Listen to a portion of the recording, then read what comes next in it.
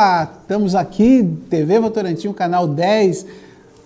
Esse é o debate dos fatos e, especialmente, a gente está gravando o debate dos fatos em função da festa junina. Festa junina acontecendo, 99 anos de festa junina, ano que vem 100 anos de festa junina.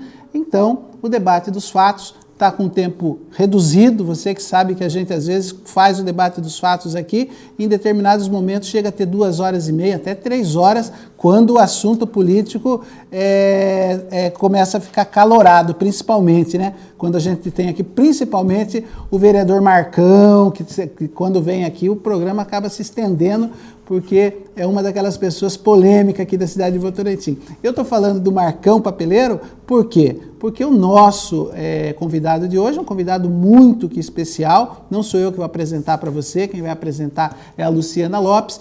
Infelizmente, dessa vez você não vai conseguir ligar, participar e fazer perguntas, concorrer aos nossos brindes, aos nossos prêmios. Por quê? Porque nós, querendo fazer o debate dos fatos, a gente optou em estar gravando. Mas, passando a festa junina, a gente volta com o debate dos fatos e você vai poder ligar e vai poder participar.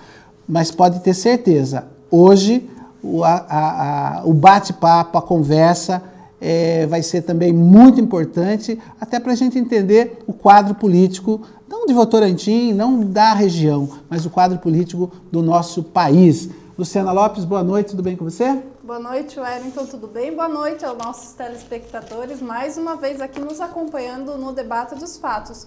Hoje, um programa incomum, porém estamos aí na sua casa levando a vocês todas as informações que você merece saber para poder exercer a sua cidadania. Bom, o Wellington falou que eu apresentaria o nosso convidado de hoje, eu poderia até dizer que é um ilustre convidado, com certeza, aliás. Nós estamos aqui hoje com o Arlindo Chinalha Júnior. Ele tem 63 anos, é deputado federal pelo PT de São Paulo e atual líder do governo na Câmara, ou seja, é o braço direito da Dilma na Câmara dos Deputados. Nasceu em Serra Azul, em São Paulo, é formado em Medicina pela Universidade de Brasília. Ele foi um dos fundadores do PT lá na década de 80 e também presidiu a CUT em São Paulo. Em 1990 foi eleito deputado estadual e na eleição seguinte deputado federal, cargo que já está no seu 5º mandato.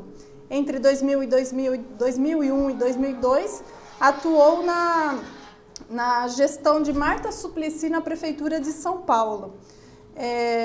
De 2007 a 2009 foi presidente da Câmara dos Deputados e desde o mês passado ele é vice-presidente na Câmara.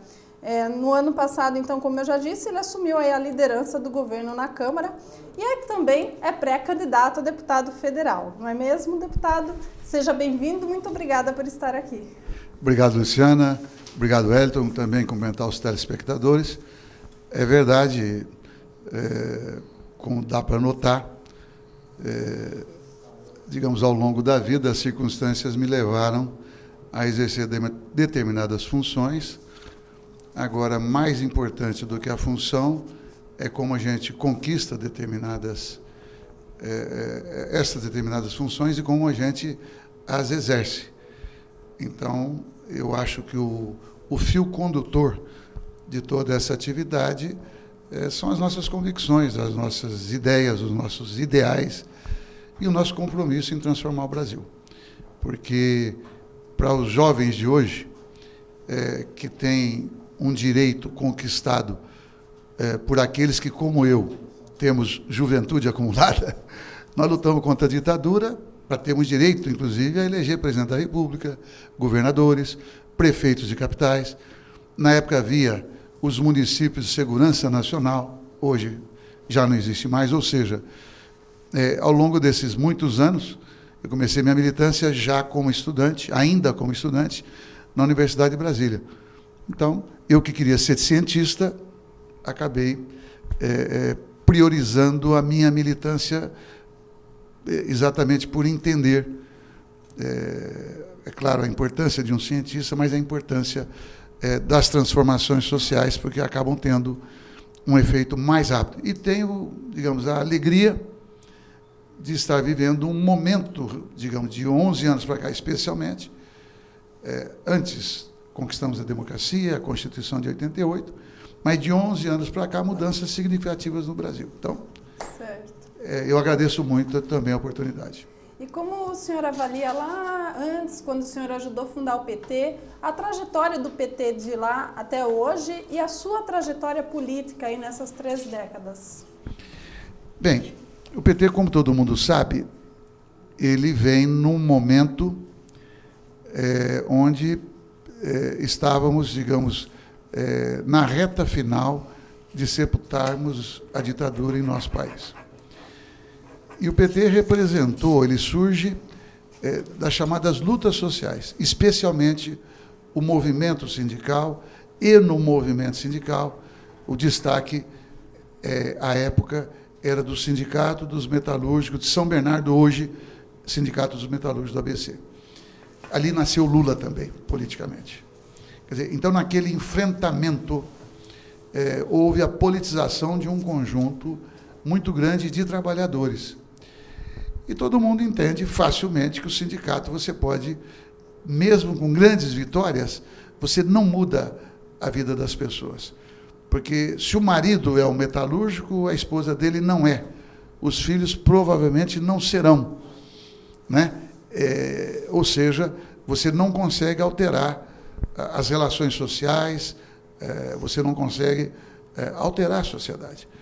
Então, a compreensão daqueles que vivenciaram o movimento sindical, mais aqueles que militavam na Igreja Católica, mais os intelectuais e estudantes que resistimos à ditadura, era um sonho você ter um partido de esquerda, né, e que prezasse transformação social, prezasse a ética, né?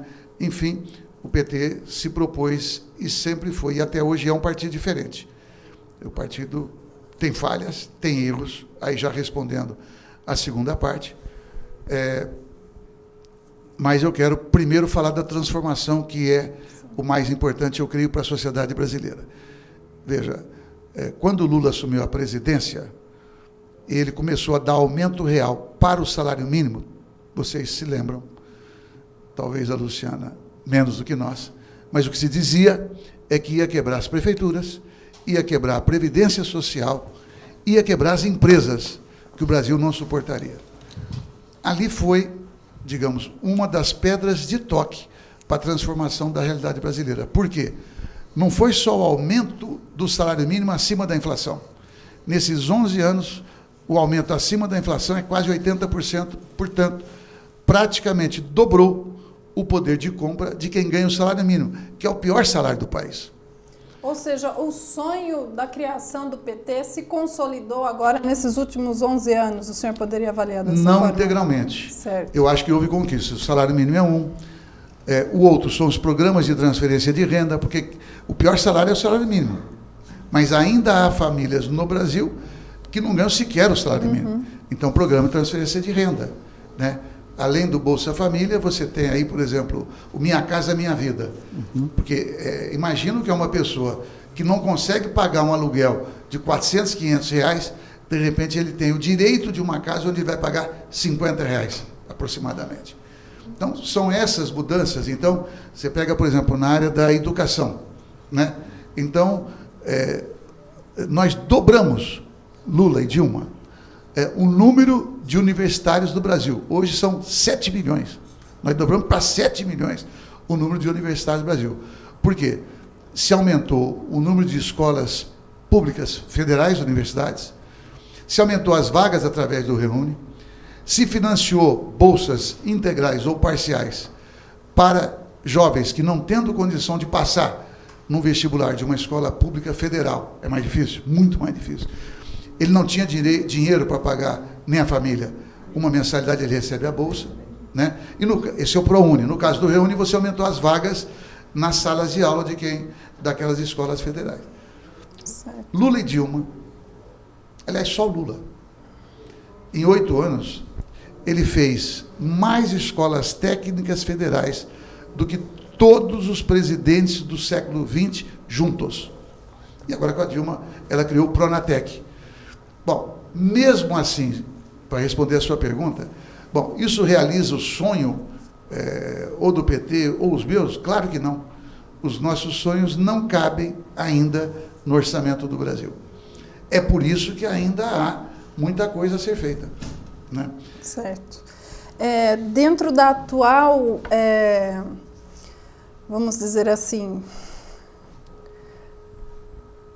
conjuntura política do Brasil, o mensalão ele ganhou destaque. Sim. Como o senhor avalia esse processo e como o senhor avalia o julgamento do mensalão e se isso pode influenciar nas eleições a partir de hoje?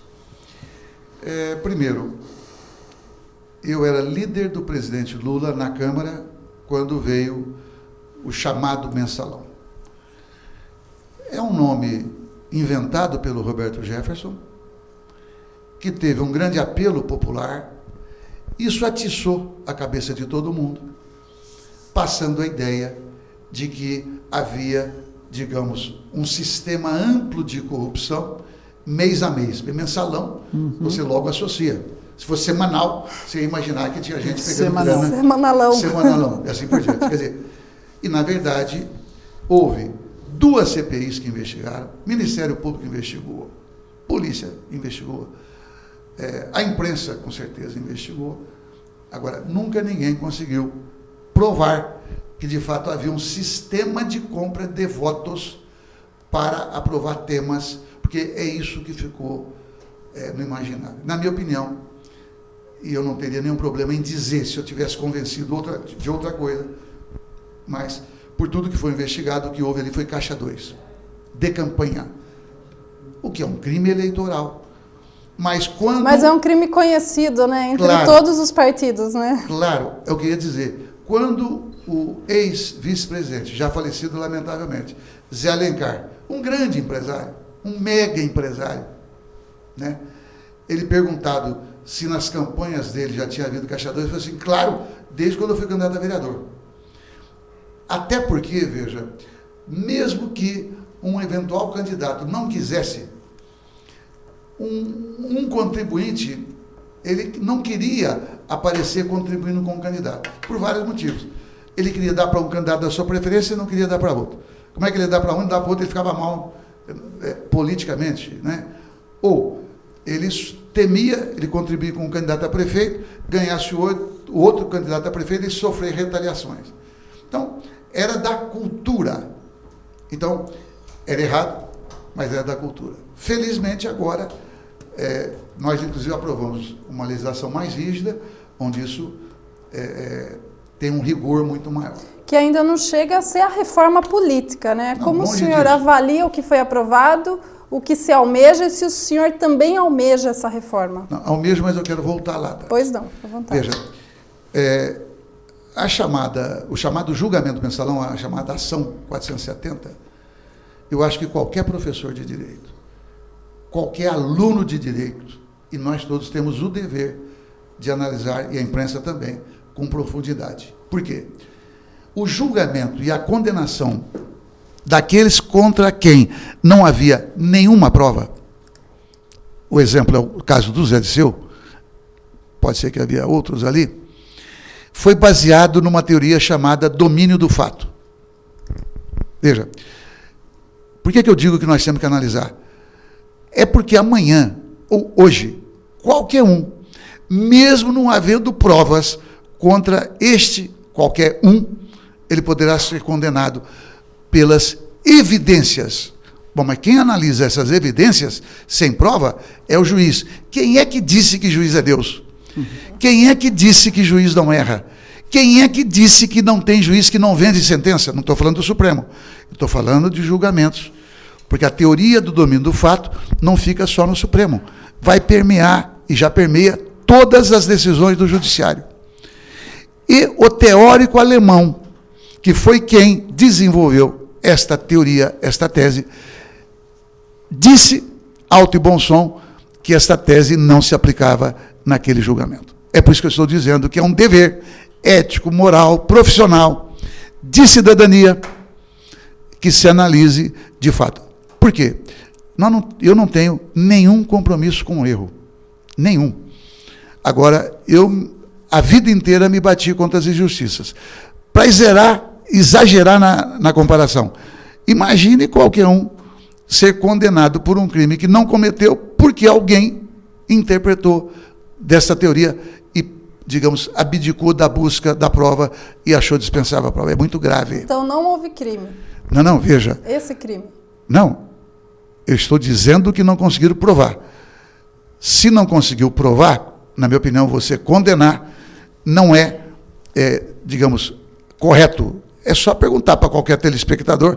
Lamentavelmente, esses não poderão se manifestar hoje.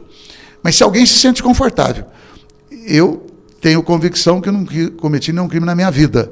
Agora, não me sinto confortável com uma sociedade que um poder, especialmente, que alguém isoladamente condene outro alguém sem prova. É muito arriscado. Certo. Bom, sobre a reforma, vai influenciar eleições? Isso. O Lula foi reeleito após esse episódio. A Dilma Mas foi agora eleita... com o julgamento, né? Não, mas pera lá. A Dilma foi eleita com a exploração desse episódio. O Fernando Haddad, para dar um exemplo também maiúsculo, foi eleito, assim como governadores, e o PT, pela segunda vez, é o partido mais votado na sua bancada federal. Bom, agora teve julgamento, houve uma exposição midiática. Eu estou dizendo que o Fernando Haddad foi eleito, porque ali também houve influência.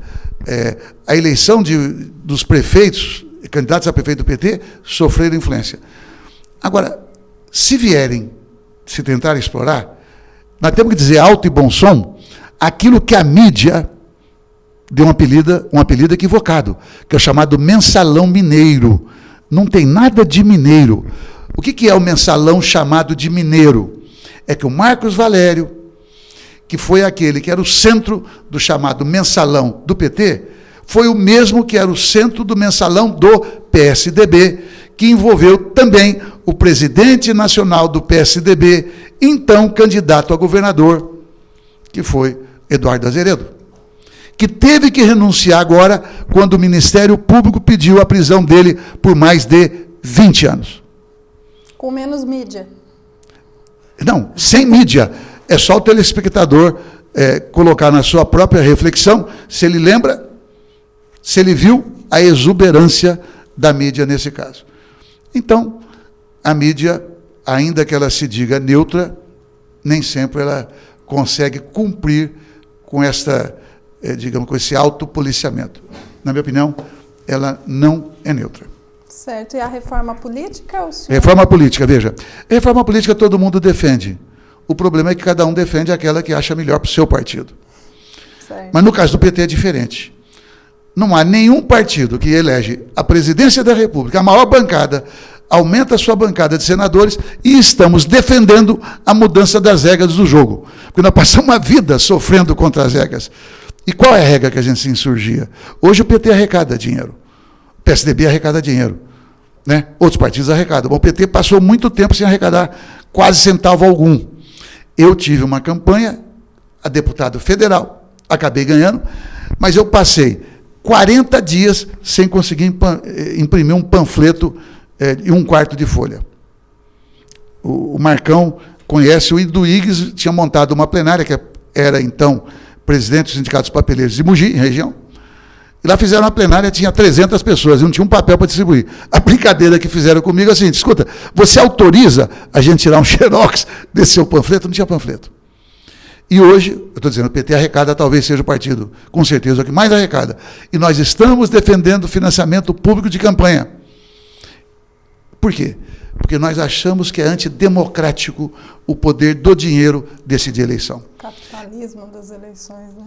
Não, veja, tem muita gente que acha que compra de votos acontece no Nordeste só, ou no Norte, ou em regiões não desenvolvidas.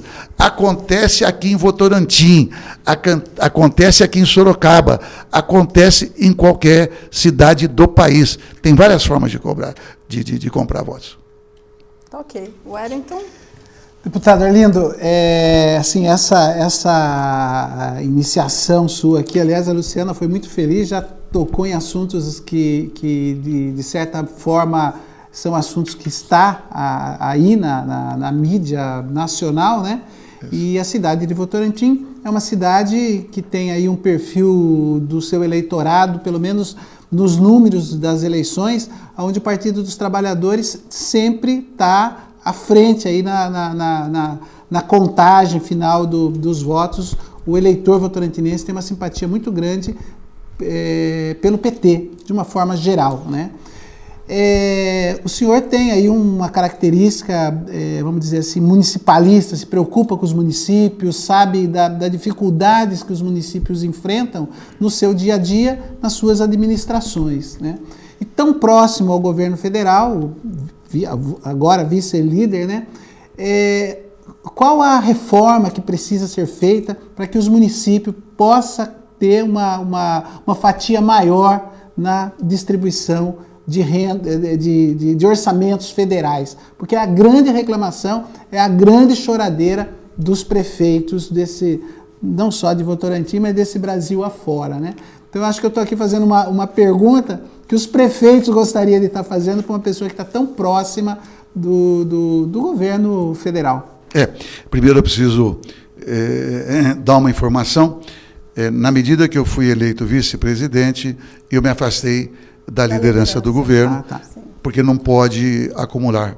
Passou um período, por isso que levou muita gente a imaginar isso. Mas ainda não foi nomeado ninguém. Foi nomeado a semana passada. Então foi um mês praticamente para escolher o meu substituto. Então demorou, por isso muita gente ficou com essa impressão. Mas o senhor está lá perto, o senhor continua perto. Isso não dá para negar. Aí que está, claro. O senhor tem o telefone da presidenta, a gente sabe disso. Não foi nesse sentido, só para a informação ficar mais precisa. Eu acho que os prefeitos também devem divulgar o tanto que aumentou nos últimos anos as verbas que as prefeituras vêm recebendo. Houve uma conquista, então, nesses... Porque é normal que os prefeitos queiram mais. É verdade que os municípios passam em alguns momentos por dificuldades. Por exemplo, quando o governo federal decide desonerar veículos, geladeira, para você, enfim, manter a venda, você desonera de impostos. Redução de impostos. IPI e tal. O município sofre a consequência. Mas o município sofreria uma consequência infinitamente maior se nós tivéssemos, por exemplo, um alto nível de desemprego no Brasil. Porque com a brutal crise econômica mundial que atinge o Brasil, atinge a China, atinge os Estados Unidos, atinge qualquer país do planeta, atinge também o município. Então os prefeitos têm que ter consciência disso. Não é? Eles têm, então, que levar em conta que tudo aquilo que ele gostaria de realizar, ou ele faz com orçamento próprio, porque ele não pode fazer compromissos com o seu município, com a sua população, e depois jogar a culpa ou no governador ou no governo federal, que, aliás, é outra coisa. Outro dia eu peguei o Zilkowski, numa reunião em Brasília, e falei, eu vou apreciar mais as marchas dos prefeitos a Brasília quando vocês começarem a fazer marchas de prefeitos estaduais. Você já se deu conta que não há marcha dos prefeitos nos governos estaduais. Não. Né? Então, alguém imagina que o orçamento da União é infinito. Mas como é que você mantém emprego? Como é que você controla a inflação durante 11 anos consecutivos dentro da meta? Não está no centro da meta, mas está dentro da meta. Como é que você dá aumento real de salário mínimo e aumento real de salário para mais de 95% de todas as categorias? Então o governo tem que ter prioridades. Bom, e é claro que em algumas partes, seja no governo federal, seja nos estaduais e nos municipais, em algum momento vai ter dificuldades. Agora, a prioridade, se depender da minha opinião, é nós fazermos com que o país, do ponto de vista da sua economia, a gente passe esse sufoco da melhor maneira possível. Por que emprego é o mais importante, na minha opinião? É só perguntar para qualquer família. O que é mais importante? É o emprego. É claro que se tiver uma pessoa com uma doença grave, aquilo é o mais importante. Né? Porque você pode perder um ente querido. Fora isso, é emprego, é renda. Então, essa é a prioridade.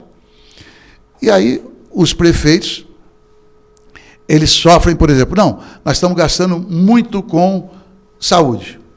É verdade.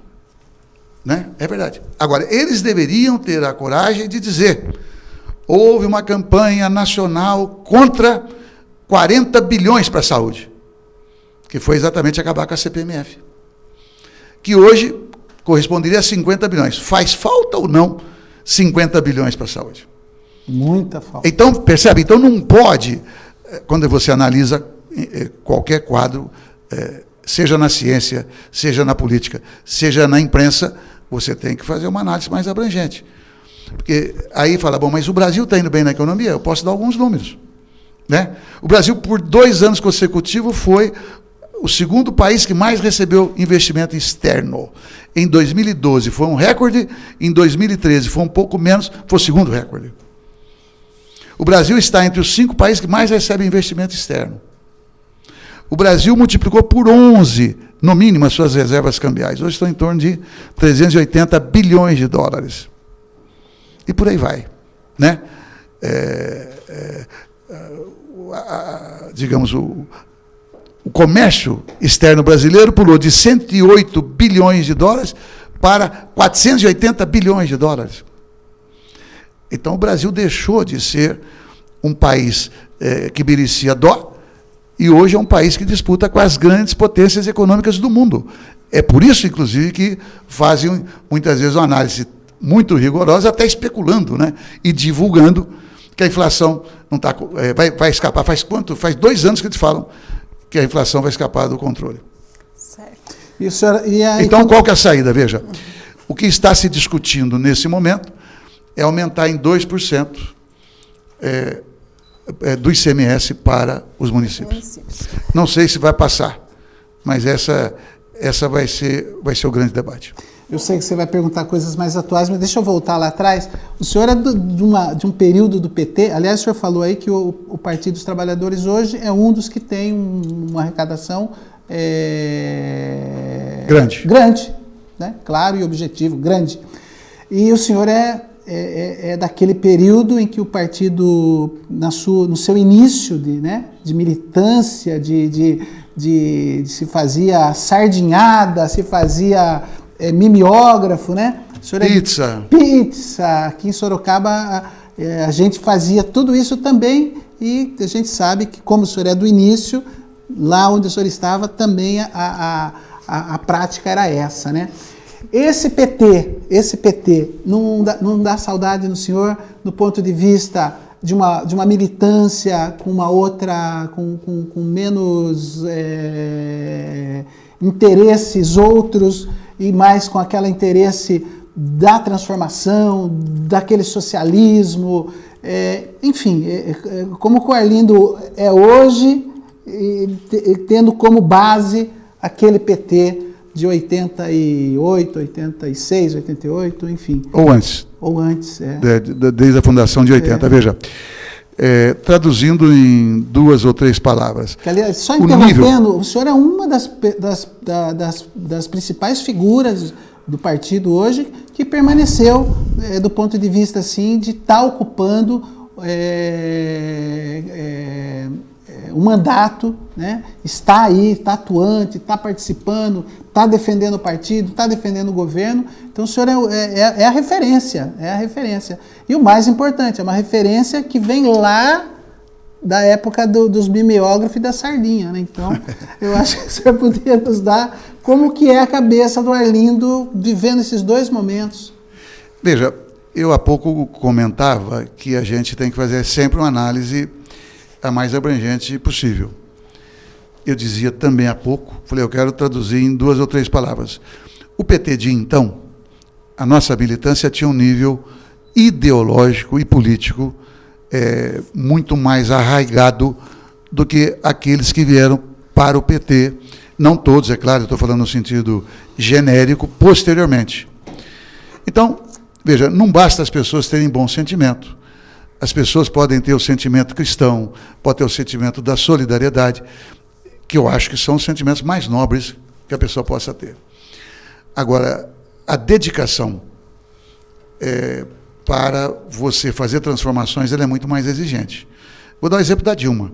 A presidente Dilma, né, todo mundo hoje sabe, mas ela, muito jovem, foi para a luta contra a ditadura e foi presa, barbaramente torturada. Não vou entrar em detalhes, porque são os horrores de uma ditadura. Pois bem, e é evidente que isso deixa marcas. Bom, só que o mundo mudou, o Brasil mudou, e o PT também mudou. Isso não significa que eu sou daqueles que imaginam que o PT é imortal. Não é. Não é. Porque já houve partidos de esquerda, digamos, infinitamente mais bem preparados do que o PT, que acabou.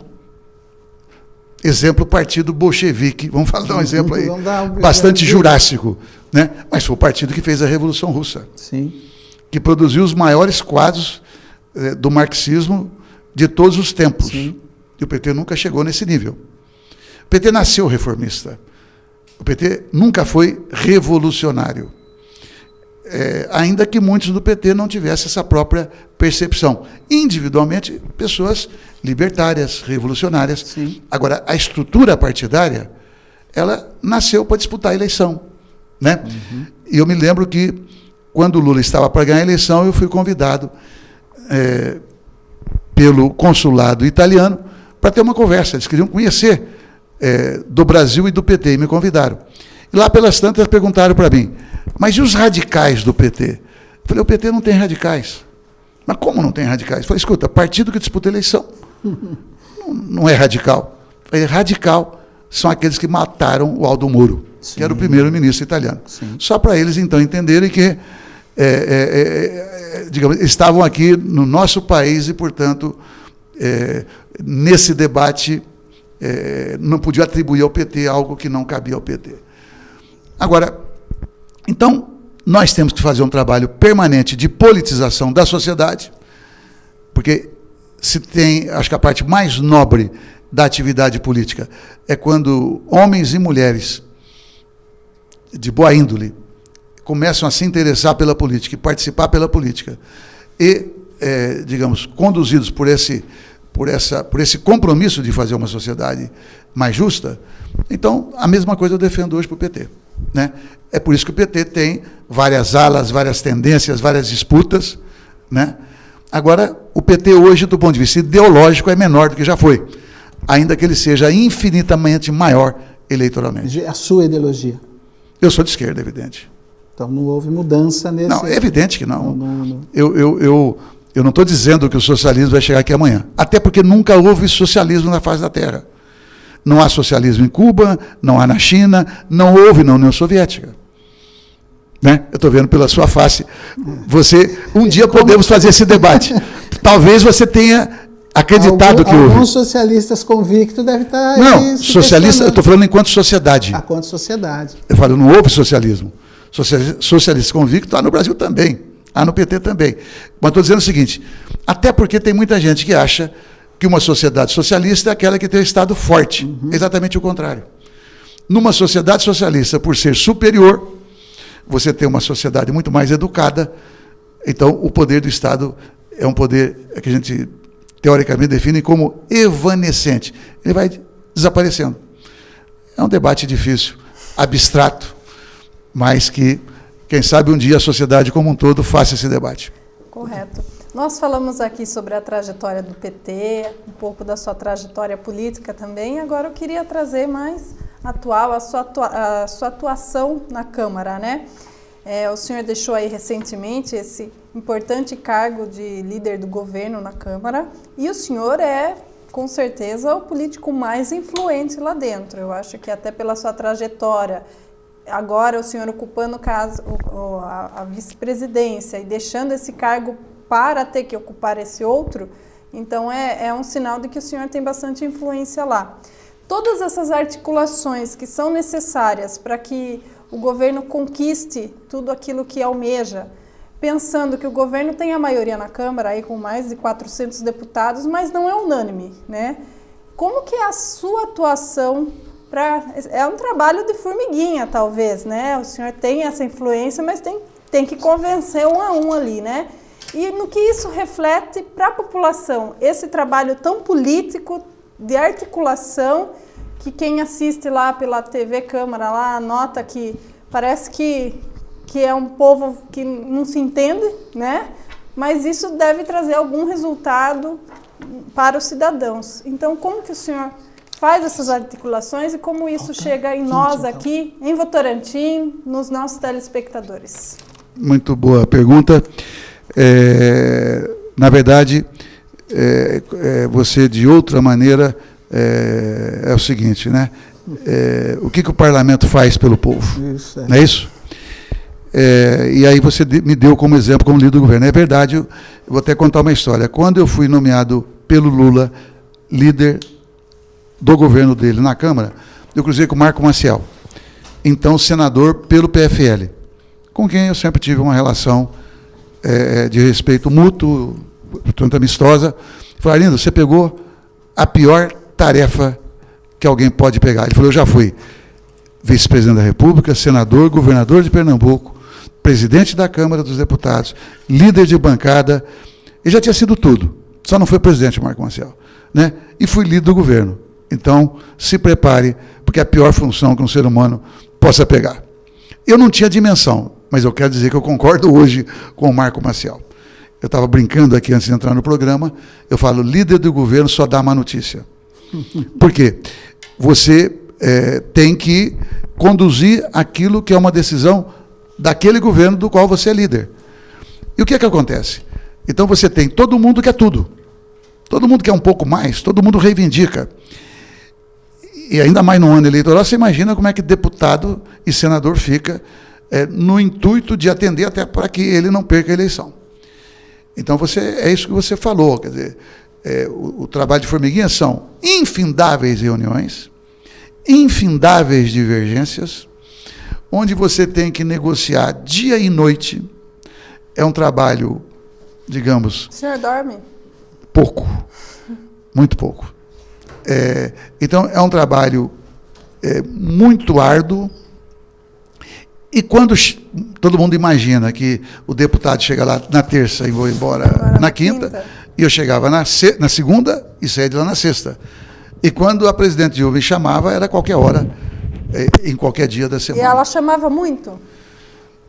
Até que não. O Lula chamava mais? Não. E eu também não chamava tanto, mas quando eu chamo, eu tenho o orgulho até de dizer: a presidente Dilma e o presidente Lula sempre me atenderam mais rápido do que qualquer um dos seus ministros, que eles podiam demitir qualquer um. Por que faziam isso? Por duas coisas na minha interpretação. Primeira, eu nunca precisava pedir qualquer tipo de orientação. Portanto, eles sabiam que eu dava conta do recado. É uma relação de confiança, porque se não tem essa relação, demite, né? É normal. Ninguém pode ter comiseração com o líder do governo que não vai bem, se ele não fizer a tarefa de coordenar as ações do governo no parlamento. Então, quando eu liguei, a última vez eu liguei para a presidente Dilma, num domingo, ela me atendeu em menos de 2 minutos. O que dá uma demonstração de que ali havia também um respeito para com o meu trabalho. Agora, como é que isso resulta para Votorantim, né? Então, aí vamos falar qualquer tema. Previdência Social, repercute ou não em Votorantim? Salário mínimo, repercute ou não em Votorantim? Não é isso? Um contrato internacional que repercute para o Brasil, vai repercutir ou não em Votorantim? Né? A lei que aumenta o salário mínimo, repercute ou não em Votorantim? Bolsa Família, repercute ou não em Votorantim? Por aí vai. Certo. Né? É simples assim. Então, imaginar que o Congresso não interfere na vida das pessoas é uma ilusão que nós não temos, né? Certo. E o senhor, dentro desse trabalho aí de articulações, o senhor também consegue tempo para fazer proposituras, projetos de lei? O senhor não consegue, apenas vota e articula aquelas que estão em andamento, mas o senhor não consegue também apresentar proposituras? Veja, até que eu conseguiria, apresentei, tenho muitas leis aprovadas de minha autoria. Agora, se você dimensionar que o sucesso ou insucesso de um governo passa também pelas suas mãos, porque o ministro é escolhido, o ministro da Saúde, ele é escolhido pela presidente para fazer aquela função. Eu sou, mal comparando, um ministro lá no parlamento. Eu não preciso sair do parlamento, eu tenho que continuar lá. Porque, só que, ao invés de cuidar de um ministério, eu tenho que cuidar de toda a política do governo ali, não sozinho, mas sob a coordenação de líder do governo. Então, o papel de líder do governo é mais importante, na minha opinião, politicamente, do que o papel que eu estou exercendo hoje, que é de vice-presidente da Câmara. Certo. Agora, por que eu fui ser vice-presidente da Câmara? Porque deu problema com o André Vargas. Teve que e aí, né? A bancada estava dividida, eu virei pré-candidato no último dia. Até às 5h30 eu trabalhei como líder do governo, e às 6 horas, 7 horas, a bancada estava reunida e eu fui escolhido. Então, mas antes eu consultei a presidente Dilma. Eu não podia, por interesse, por qualquer tipo de vaidade que nessa altura eu não tenho, deixar o papel de líder em segundo lugar. Então, seria extenuante eu relatar aquilo que já é extenuante lá de fazer, entendeu? Mas que ninguém se iluda. O trabalho é muito cansativo. E tem algum tema especial que o senhor tem alguma atuação mais forte? Ou, como o senhor já disse, o senhor tem que ir aí, um congregamento de todos os temas, né? Mas tem algum que o senhor... Não, veja, lá atrás, antes de ser líder de governo, eu sempre atuei muito em temas da previdência social, da saúde. Eu sempre fiz oposição dura quando a gente era oposição, né? Mas com o passar do tempo você vira obrigatoriamente um generalista, né? Você não pode, se o tema tem a ver com a economia, como é que você vai só pensar em saúde? Você vira um deputado a menor, entendeu? Então, isso que você falou. É claro que eu tendo o cargo, eu tenho mais influência, mas mesmo não tendo o cargo, eu tenho influência pelo tanto de tempo que eu estou lá, né? Então, ano passado, eu fiquei entre os 3 mais influentes, entre os 594 deputados federais, são os 513, mais 81 senadores. Eu fiquei em 3º lugar, no meio de todo mundo. Não então, tem quem não conheça o nome do senhor, não só no estado de São Paulo, em todos os estados, né? É verdade. Para quem acompanha a política, para quem acompanha a política, é verdade isso. Correto. Bom, agora quais são as suas propostas aí para auxiliar no desenvolvimento do país nos próximos anos? O senhor é um pré-candidato a deputado. Sim. E já tem que pensar no futuro, né? Olha, seria contraditório eu dizer que vou atuar apenas num plano específico. Agora, portanto, eu vou falar no sentido geral. Sim. Eu posso apresentar até propositura se amanhã eu não for líder, se eu não tiver, enfim, numa outra tarefa. Agora, eu acho que, como eu sempre militei e defendo, digamos, igualdade de condições, então tudo aquilo que for no sentido de distribuir renda, eu vou ser favorável. Tudo aquilo que for no sentido de melhorar a saúde no Brasil, serei favorável. Tudo aquilo que for no sentido de melhorar a educação no Brasil, serei favorável. Tudo aquilo que for no sentido de combater a violência no Brasil, serei favorável, né? Então, muitas vezes passa-se a ideia de que sempre é preciso mais uma lei. Nem sempre é mais necessário mais uma lei. Tem que cumprir a que existe. Tem que cumprir a lei. Aí, veja, no caso da violência, poxa, se as polícias conseguissem, se os executivos conseguissem fazer com que o seu aparelho repressor funcionasse, as leis eram mais do que suficientes. Claro que sempre pode aprimorar. Então, eu não contribuo nunca para criar a ilusão de que, olha, eu vou apresentar uma lei, etc, etc, etc. Eu posso apresentar uma propositura. Eu acho que é nosso dever combater a corrupção. Fui eu que denunciei o escândalo do Civan. Sim. Era uma bagatela do governo Fernando Henrique de 3,5 bilhões de dólares. Mas eu não insinuei. Quando eu denunciei, eu provei. Eu fui recebido com 2 meses do meu primeiro mandato, em 95, pelo então presidente Fernando Henrique Cardoso. Levei os documentos para ele para provar. Entreguei na mão de um ministro que estava acompanhando ele. E ele teve que rever o contrato que ele tinha feito com a Raytheon. Ele teve que desfazer o contrato. Então, eu derrubei. A atuação de fiscalizador é... Claro, porque eu acho que fiscalização é um dever nosso. Também é claro que o cara que é líder do governo não fiscaliza. Que a oposição faça, mas faça bem feito. Não invente, não minta, não exagere. Porque eu também, com menos de 4 meses de mandato, eu derrubei aquele que era conhecido como xerife dos preços, o Dalari, que é uma família grande, respeitável, mas ele tinha contratos com a Associação de Supermercados e era o responsável para fiscalizar preços, inclusive supermercados. Caiu.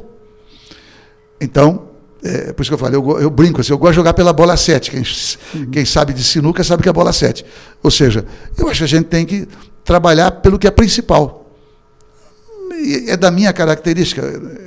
Eu não tenho, nenhum de nós tem tempo a perder. Né? Correto. Wellington. Deputado, o senhor passou aqui por Votorantim, esteve aqui na TV Votorantim na última terça-feira, dia de jogo do Brasil e México, né, 0-0, e é justamente sobre isso que eu queria falar com o senhor, não sobre o jogo do Brasil 0-0, mas um assunto que divide opiniões, que é a Copa do Mundo aqui no nosso país. Orgulho para alguns, para outros nem tanto, porque esse legado que foi proposto, né, algumas pessoas não conseguem enxergar. Obviamente, o senhor entende que a Copa do Mundo é uma conquista para o nosso país, e queria ouvir do senhor como que o senhor imagina, né, ou espera que vai terminar essa Copa do Mundo. Né? O programa vai para o ar na próxima semana, a Copa vai estar acontecendo ainda, né? E a economia do país também, como fica após a Copa do Mundo, porque as especulações, né? Tem algumas áreas que tem muita gente que entende, né?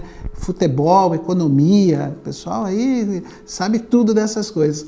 Mas queria ouvir o senhor na sua análise, principalmente na questão econômica, como fica o país, a economia do país após a Copa do Mundo e após as eleições também, que está uma especulação aí que está deixando muita gente insegura. Uhum. Não, primeiro, quando se fala ou se falou do legado da Copa, sim, é preciso dimensionar isso, porque se teve algum incauto ou alguém que tenta transformar algo limitado em algo infinito, a responsabilidade é de quem dá uma versão, digamos que nunca nós passamos essa ideia. Ou seja, o legado da Copa está no limite de investimentos em infraestrutura, de mobilidade urbana. É suficiente para resolver o trânsito de São Paulo? É claro que não. Agora, por que é que tem que responsabilizar a Copa e a presidente Dilma, quando, digamos, nós temos um metrô muito pequeno para uma cidade como São Paulo, e quando nós temos um único partido governando, pelo menos há 20 anos, o Estado de São Paulo? Por que é a Dilma que tem que responder por isso? Ou nós do PT?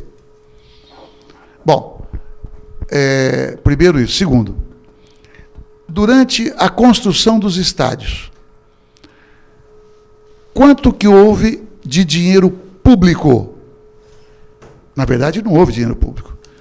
São os clubes, por mais paixão que se tem aí, eu sou corintiano, e tem a Arena Corinthians, eles pegaram empréstimos no BNDES, no caso do Corinthians, e outros. Se teve prefeituras ou governos estaduais que fizeram doação de terreno ou qualquer outro tipo de benfeitorias, é responsabilidade de quem fez. São entidades privadas. Com referência ao padrão FIFA, que virou praticamente uma bandeira. Nós queremos padrão FIFA na saúde, na educação, no transporte, na segurança pública, em casa. Né? Quer ter sogra padrão FIFA também? É uma bobagem, na minha opinião. Até porque quem é que disse que na FIFA não tem corrupção grave? Eu não quero padrão FIFA para o Brasil. Bom, quem é que disse que a FIFA busca o bem-estar das pessoas? Não, a FIFA busca lucros. Então, alguém que esteja assistindo, e nós temos o dever de refletir, mas por que é que trouxemos a Copa para cá, então? Antes, tem outra pergunta. Por que é que muitos países disputam levar a Copa? Por quê? A experiência demonstra cabalmente que você gera empregos. Porque, vamos lá, construção de estádio, gerou ou não gerou emprego? Sem dúvida. Bom, você gera arrecadação. Pergunta aqui em Sorocaba, que tem uma seleção instalada, se isso gera ou não renda para a cidade de Sorocaba. Se turismo gera ou não receita, mas só alguém que não tenha juízo é que pode imaginar que turismo não gera receita. Uma das coisas mais lindas que eu vi nessa Copa, eu vou dizer, foi ver jogadores alemães dançando com os índios lá na Bahia. É só a gente pensar qual é a imagem que correu o mundo de uma, digamos, confraternização daquela. Nós vimos jogadores americanos, um deles, pelo menos, publicou, as palavras não são bem essas, olha, mas falaram tanto, aqui foi tudo muito rápido, nos Estados Unidos nós demoramos no aeroporto muito mais. Aqui eu quero fazer uma outra pergunta, cadê o caos dos aeroportos? Por enquanto, está tranquilo. Cadê o caos da Copa? Então, estes que diziam não vai ter Copa, quer dizer, eu acho que eles estavam fora da realidade. E sob atitudes violentas, você querer coagir o povo brasileiro, ou o governo brasileiro, ou os governos estaduais, que sociedade é essa? Não é a sociedade que eu defendo. E dentre as coisas positivas... Porque, deixa eu te falar uma coisa, porque estes aí, se tivesse de fato coragem para mudar o regime, não tem. Não tem. Eles são encantados com o regime. São capitalistas até a medula. Então não tem compromisso com transformação. A Dilma tem. A Dilma participou, inclusive, da luta armada. Esses teriam coragem de fazer um enfrentamento armado em defesa de pobre? Duvido. Então, colocado nesses termos, eles acham que nos amedrontam? Eles acham que tem mais autoridade social do que nós? Nós temos história. Eles, até prova em contrário, demonstraram um espírito antidemocrático, de parar avenidas, de querer parar o metrô. Eu fui de metrô para o estádio. Passei por Tatuapé, queriam parar. E, como disse o Lula, coberam demais, estudaram de menos e têm uma péssima educação. Porque, mesmo países em crise econômica, é inimaginável você ofender com palavras de baixo calão. Uma senhora, sem dúvida, chefe de Estado. Aliás, isso chateou... Não, eu fiquei envergonhado. Não por aqueles coitados, porque uns bêbados, outros drogados, outros, digamos, afetados intelectualmente, parece que irremediavelmente. Não precisava nem estar bêbado, nem drogado. Vai fazer o quê? É claro que havia também ali um componente político. Eu estou falando assim, porque tinha de tudo no estádio de futebol. Disse que estádio de futebol vai-se até minuto de silêncio. Vai é uma coisa, xingamento daquela magnitude é outra coisa. Então todo mundo tem direito, agora só não tem direito de ferir o direito dos demais, né? Mas você ia perguntar, Luciano. Bom, dentre as coisas positivas que a Copa gerou, né, aí para o turismo, enfim, as manifestações pacíficas, principalmente dos trabalhadores, o senhor avalia como positivo? Claro, mas veja, eu disse há minutos atrás que uma das coisas nobres da política é você trazer as pessoas boas, de boa índole, com solidariedade para a política. E disse lá atrás ainda que o PT surgiu das mobilizações. Que nós que lutamos contra a ditadura, veja, nós preservamos esse espírito democrático. O que eu estou dizendo é outra coisa, é que eu não considero, porque, por exemplo, eu nunca perdi uma greve, eu fui presidente do Sindicato dos Médicos. Enquanto presidente do sindicato, 6 anos, eu nunca perdi uma greve que nós tivéssemos organizado entre os médicos. Mas também eu nunca parei a emergência. E havia quem defendesse parar a emergência. Né? Não, porque o limite é você respeitar as pessoas. O limite é respeitar as pessoas. Deputado Arlindo, para a gente já estamos indo aqui para os minutos finais, né? Como diz o futebol. Como que está, a Luciana tocou no assunto da sua pré-candidatura a deputado federal, mas como está organizado o partido a nível geral para as eleições desse ano, né? Provavelmente vai polarizar aí, mais uma vez, PT, PSDB, Dilma e a Aécio Neves, né? Estão aí, pelo menos a mídia está dando isso. Outra pergunta dentro dessa: quando que o senhor deixa de ser deputado federal e vai concorrer a senador? Que o seu currículo já induz a isso. Induz a isso, né? Parece-me que é o Eduardo mais uma vez esse ano, né? Pelo que se está cogitando. E, enfim, como está aí os preparativos do partido, como vai ser, qual é a perspectiva, enfim, o senhor pudesse dar aí um resumo para nós. Olha, primeiro eu vou falar, naturalmente, da principal disputa, que é a presidência da República. Para quem governa, você tem que mostrar o que fez. Sim. Se você não tem o que mostrar, então você inapelavelmente vai ser derrotado. Agora, nós estamos seguros quanto ao que nós fizemos, tanto no mandato do presidente Lula quanto no mandato da presidente Dilma. As pessoas vão se surpreender. Vão se surpreender. Segundo, para que as pessoas possam fazer a escolha, você tem que comparar. Tem que comparar. Posso até começar a comparar.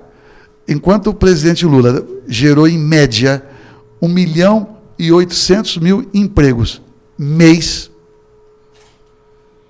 no seu governo, Fernando Henrique gerou 680.000 empregos aproximadamente mês.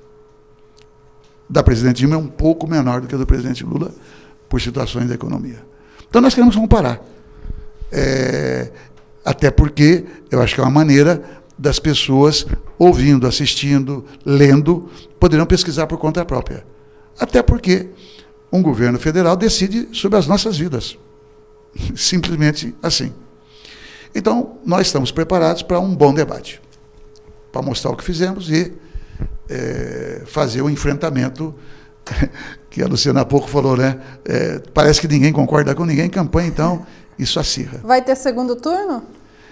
Olha, eu sempre trabalho, com a hipótese de segundo turno, né?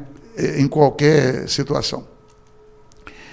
Porque se você se prepara só para um turno e não ganha, como a gente achava que o Lula ia ganhar no primeiro turno, aí você leva uma semana para a militância se recuperar. Então aquilo que é uma vitória retumbante fica parecendo uma derrota. Então eu prefiro a gente se preparar para 2 turnos. Se ganhar primeiro. Só não queremos perder, naturalmente. Com referência ao governo estadual, os governos estaduais, então tem aqueles estados onde nós governamos. Sim. São 6 hoje, e aí são situações específicas que ficaria longo aqui analisar cada um deles. Mas mesmo onde na Bahia, por exemplo, nós estamos encerrando o segundo mandato do governador Jacques Wagner, tudo indica que nós vamos ganhar o 3º mandato e assim por diante. Aqui em São Paulo, a minha opinião é que o Padilha, que é o nosso candidato a governador, ele não é conhecido. Isso explica, em grande medida, o aparecimento dele nas pesquisas atuais, abaixo dos outros 2 candidatos que estão na frente. Nós já temos experiência, veja, eleição... O próprio Haddad foi... Haddad tinha 3% também. Então, bem lembrado. Quer dizer, então, quando começa programa de TV e rádio, é ali que você, em 20 dias, já tem a pista, inclusive, de quem tem chance de que vai ganhar. Quanto à minha trajetória, eu, evidentemente, que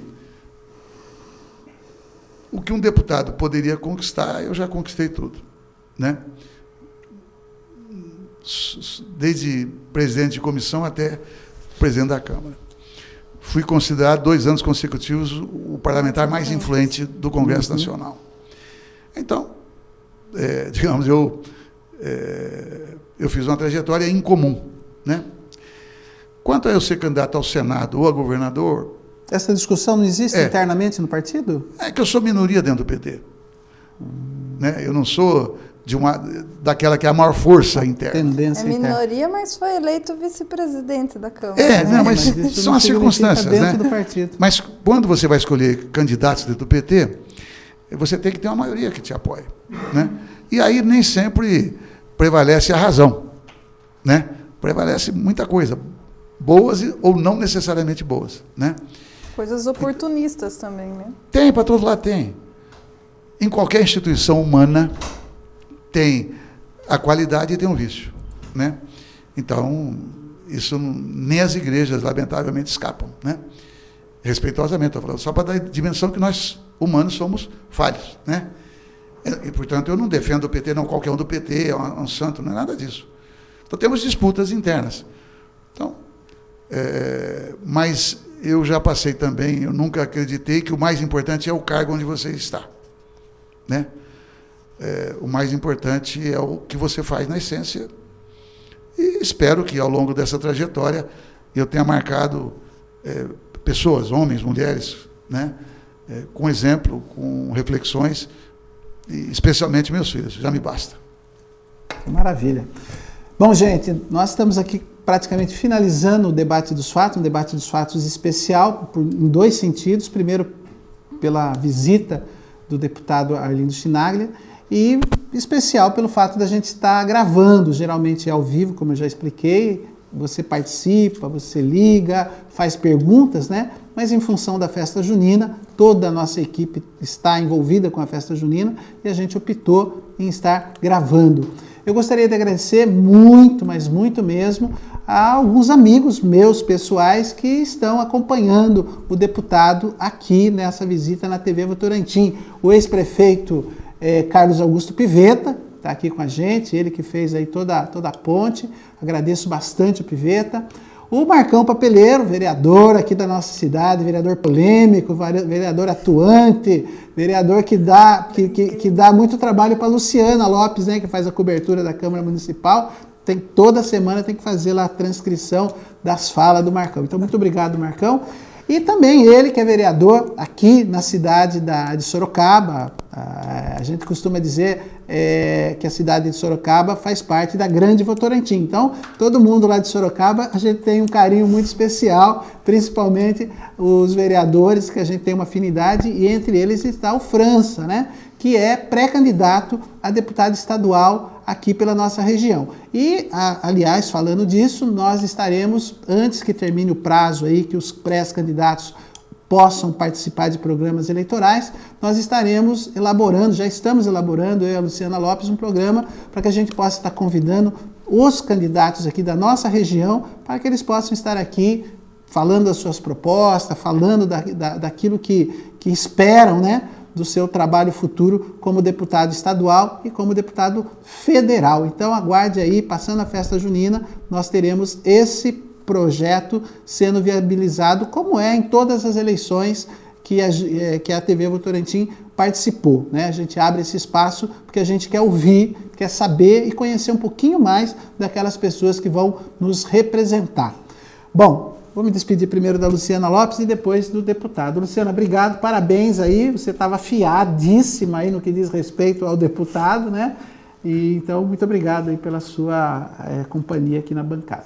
Eu que agradeço, Wellington, mais uma vez essa oportunidade, agradeço ao deputado por ter aceitado o nosso convite, por estar aqui conosco, nos prestigiando, né? Para a nossa emissora é uma honra tê-lo aqui, né? Estamos de portas abertas, sempre que o senhor puder e quiser, estamos aqui para recebê-lo, tanto na TV Votorantim, quanto no canal comunitário de Votorantim e na Gazeta de Votorantim. E Notícias Votorantim também. Nosso grupo de comunicação, nosso Projac aqui engloba bastante canais.